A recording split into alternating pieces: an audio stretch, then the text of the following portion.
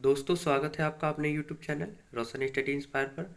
आज के इस वीडियो में हम क्लास 9 भारती भवन की बुक का क्वेश्चन आंसर, सब्जेक्ट हो गया पॉलिटिकल साइंस यानी राजनीतिक शास्त्र, चैप्टर 9 राज्य कार्यपालिका। इस चैप्टर का क्वेश्चन आंसर आज की इस वीडियो में हम करेंगे। चलिए शुरू करते हैं। वीडियो को शुरू करने से पहले हमको एक चीज़ बता दें कि अगर आप 1 से लेकर 8 चैप्टर तक क्वेश्चन आंसर नहीं किए हैं तो कर लीजिए। ये वीडियो जो है लास्ट चैप्टर है, इसके बाद हम क्वेश्चन आंसर आप लोग को नहीं कराएंगे क्योंकि आप लोग हमें मेरे चैनल को सपोर्ट नहीं कर रहे हैं। हम मेहनत करते जा रहे हैं और सपोर्ट भी नहीं कर रहे हैं आप, इसीलिए ये लास्ट चैप्टर है, 9 चैप्टर। इसके बाद हम 10 चैप्टर का तभी करेंगे क्वेश्चन आंसर जब आप लोग मेरे चैनल को सपोर्ट कीजिएगा। कम से कम 1000 तो सब्सक्राइबर पूरे नहीं चाहिए। तो चलिए अब स्टार्ट करते हैं।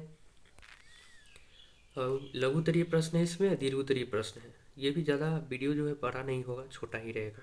चलिए शुरू करते हैं। देख सकते हैं पार्ट 9 राज्य कार्यपालिका। देख सकते हैं दोस्तों, ऐसे लिखने में भी बहुत ज़्यादा जो है समय लगता है, इसीलिए ऐसे लिख कर फिर उसके बाद वीडियो बनाना, फिर जो है अति करना, तो बहुत ज़्यादा जो है समय लगता है। इसीलिए आप लोग जो है चैनल को ज़रूर सपोर्ट कीजिएगा और ज़्यादा से ज़्यादा दोस्तों के साथ शेयर कीजिएगा। चलिए शुरू करते हैं। लघु उत्तरीय प्रश्न पहला नंबर में है, राज्यपाल पद के लिए निर्धारित योग्यताओं का वर्णन करें। उत्तर लिखेंगे।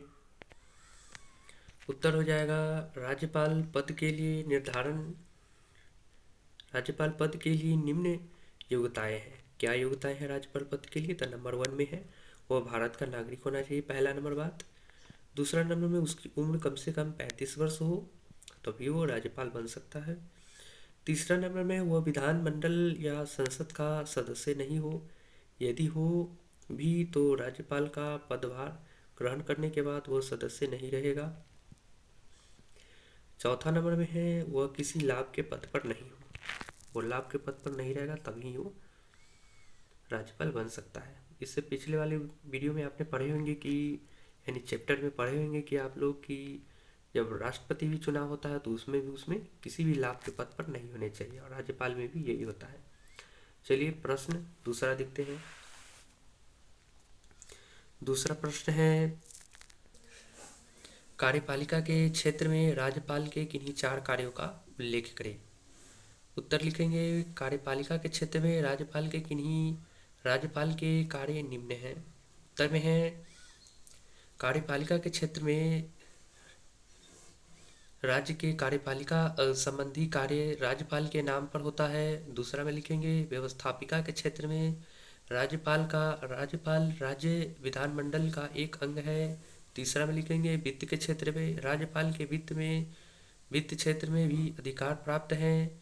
चौथा में लिखेंगे न्याय के क्षेत्र में भी राज्यपाल को महत्वपूर्ण अधिकार प्राप्त है। ये हो गया आपका दूसरा का उत्तर। तीसरा नंबर प्रश्न कह रहा है मंत्रिपरिषद के किन्हीं 4 कार्यों का विवेचन करें। उत्तर लिखेंगे मंत्रिपरिषद के 4 कार्य निम्न प्रकार है। पहला में है विधानमंडल द्वारा बने कानूनों को कार्यान्वित करना। दूसरा में है राज्य की प्रशासकीय नीति निर्धारित करना।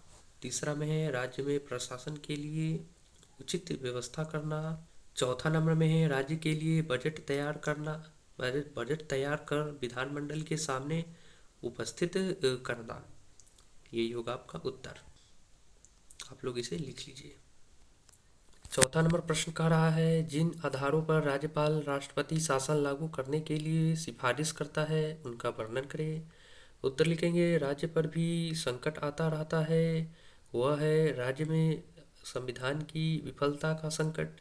ऐसे संकट में उस राज्य में राष्ट्रपति शासन लागू होता है। राज्यपाल की रिपोर्ट पर ही राज्य में राष्ट्रपति शासन लागू किया जाता है। राज्यपाल केंद्रीय सरकार के एजेंट के रूप में काम करता है। राज्य में राष्ट्रपति शासन लागू होने पर राज्यपाल राष्ट्रपति के आदेशानुसार शासन का संचालन करता है। बिहार में अब तक कई बार राष्ट्रपति शासन लागू किया जा चुका है, तो आप देख सके हैं। चौथा का ही हो गया। अब जो है हमारा दीर्घ उत्तरीय प्रश्न है, तो दीर्घ उत्तरीय प्रश्न देख सकते हैं। पहला प्रश्न है, राज्यपाल की नियुक्ति किस प्रकार होती है, उसके अधिकार एवं कार्य का संक्षेप में वर्णन कीजिए। उत्तर लिखेंगे, राज्यपाल की नियुक्ति राष्ट्रपति द्वारा होती है, किंतु व्यवहार में राष्ट्रपति केंद्रीय मंत्रिमंडल के परामर्श पर ही राज्यपाल की नियुक्ति करता है। राज्यपाल के अधिकार और कार्य, राज्यपाल राज्य की कार्यपालिका का प्रधान होता है, उसके कई अधिकार और कार्य हैं। जैसे नंबर 1 में है कार्यपालिका के क्षेत्र में राज्य के कार्यपालिका संबंधी कार्य राज्यपाल के नाम पर होते हैं। कार्यपालिका के क्षेत्र में उसे निम्नलिखित अधिकार प्राप्त हैं। पहला में है, राज्यपाल मुख्यमंत्री से मंत्रिमंडल के निर्णयों की सूचना प्राप्त करता है। दूसरा में है राज्यपाल मुख्यमंत्री की नियुक्ति करता है और मुख्यमंत्री की सलाह से अन्य मंत्रियों की नियुक्ति करता है। दूसरा नंबर में है, व्यवस्थापिका के क्षेत्र में राज्यपाल राज्य विधानमंडल का एक अंग है, इसलिए उसके अधिकार और कार्य निम्नलिखित प्रकार के हैं। नंबर 1 में है, विधान परिषद के 1/6 सदस्य को वह मनोनीत करता है। दूसरा में है, राज्यपाल विधानमंडल में संदेश भी भेज सकता है। तीसरा में है, वित्त के क्षेत्र में राज्यपाल को वित्त के क्षेत्र में भी कुछ अधिकार प्राप्त है। जैसे नंबर 1 में है, राज्य विधानमंडल के सामने राज्य सरकार का बजट पेश करना। दूसरा में है, राज्यपाल की सिफारिश पर पूरक बजट भी विधानसभा में पेश किया जाता है। यही होगा आपका उत्तर। दूसरा प्रश्न है, मंत्रिपरिषद के गठन का विवेचन करें।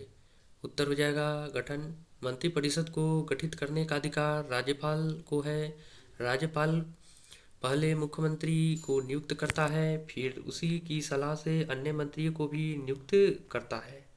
तीसरा नंबर में है, मुख्यमंत्री के अधिकार एवं कार्य का वर्णन करें। उत्तर हो जाएगा, मुख्यमंत्री के अधिकार और कार्य, मुख्यमंत्री को व्यापक अधिकार प्राप्त है, वही राज्यपाल के सारे अधिकारों का वास्तव में प्रयोग करता है। उसके अधिकार और कार्य इस प्रकार है। पहला नंबर में है, मंत्रिपरिषद का गठन।